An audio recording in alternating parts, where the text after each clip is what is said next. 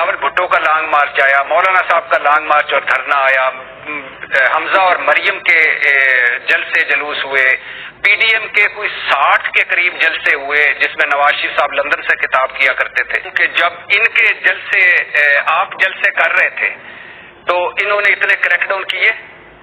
اس طرح اتنے دفعہ 108 پاکستان پر 144 لگائی، موٹر وے بند کر دیے، جی ٹی روڈ بند کر دیے، انٹرنیٹ بند کر دیے، رستے بند کر دیے، سڑکیں بند کر دی، اس طرح گھروں میں گھس کر لوگوں کو اٹھایا، اس طرح گھروں میں گھس کر عام لوگوں کے کارکنوں کی میں کئی مرتبہ کئی مثالیں ایسی، بیوی اندر، میاں بھاگا ہوا ہے، بیوی اندر، بیٹی اندر، ماں اندر، اس طرح کبھی انہوں نے کریک ڈاؤن آپ کے کیے تھے؟ تو یہ ایک وہ ہے جو دائروں کا نہ چلنے والا، آپ اگلا کریں گے میں اس کے بعد اگلا کروں گا، میں آپ ایشو یہ ہے بھائی جان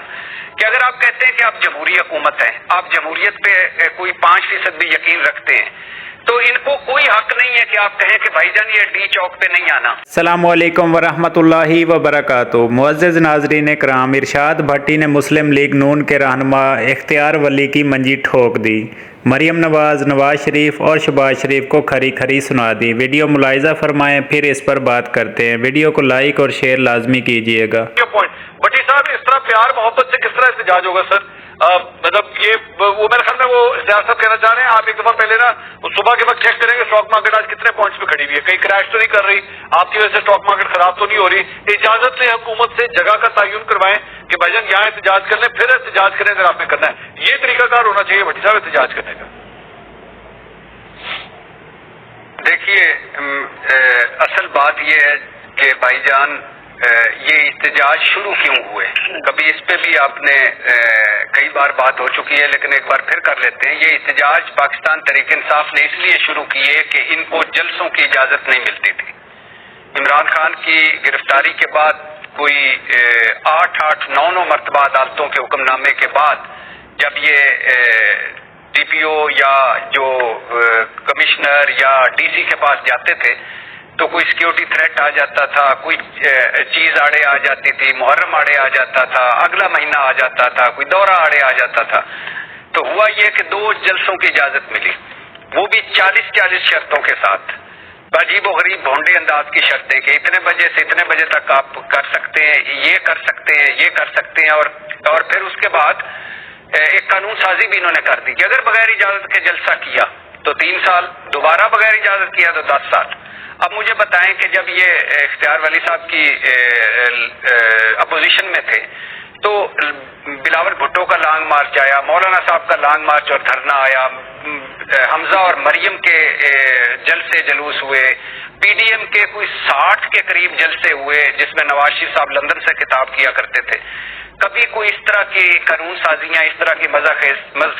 خیز چیزیں، اور پھر جلسہ کرنے کہاں دی؟ ایک سنجانی بکر منڈی، دوسرا کانا۔ نہیں بھٹی صاحب گل تو سنو نا، بھٹی صاحب ان کا یہ کہنا ہے بار بار جلسے، بار بار احتجاج، مطلب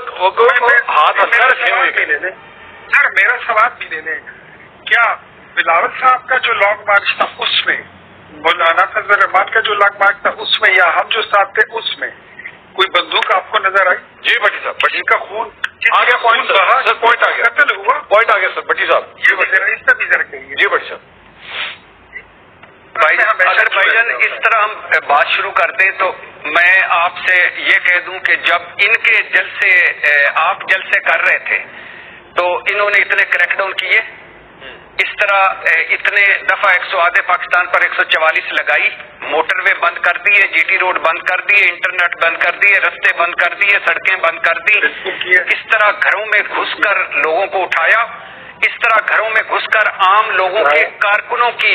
میں کئی مرتبہ کئی مثالیں ایسی، بیوی اندر، میاں بھاگا ہوا ہے، بیوی اندر، بیٹی اندر، ماں اندر، اس طرح کبھی انہوں نے کریک ڈاؤن آپ کے کیے تھے؟